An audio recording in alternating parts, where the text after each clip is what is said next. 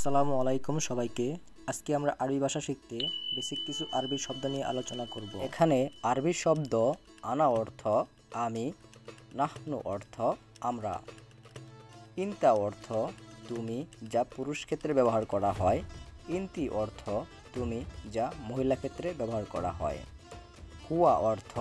সে, যা পুরুষ ক্ষেত্রে ব্যবহার করা হয়,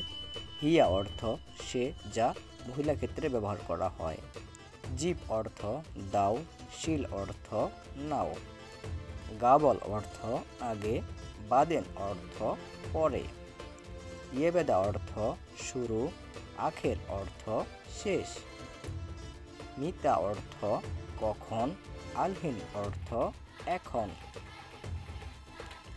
নুম অর্থ গুম, গুম অর্থ উঠা,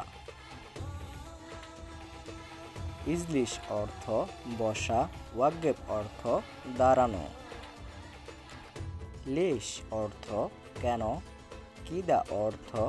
এমন, আক্কেল অর্থ খাওয়া, শরাব অর্থ পান করা, তাল অর্থ আসো, রোহ অর্থ যাও, সাউই অর্থ করা, ইকদার অর্থ পারা, খাল্লি বা রাকিব অর্থ রাখা, এমসিক অর্থ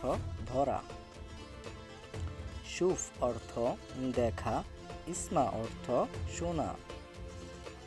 নাম অর্থ হ্যাঁ, আইয়া অর্থ হ্যাঁ, লাইসা অর্থ না, লা অর্থ না, নিজাম অর্থ নিয়ম, আসান অর্থ কারণ, মালুম অর্থ বোঝা, আরিফ অর্থ জানা, ইয়ারফা অর্থ উঠানো, নাজ্জেল অর্থ নামানো, মৌজুদ অর্থ আছে, মাফি অর্থ নাই, গেরিব অর্থ নিকটে, বাইত অর্থ দূরে, ফোক অর্থ উপরে, তাহাত অর্থ নিচে, হেনা অর্থ এখানে, হেনাক অর্থ ওইখানে, গলত অর্থ ভুল,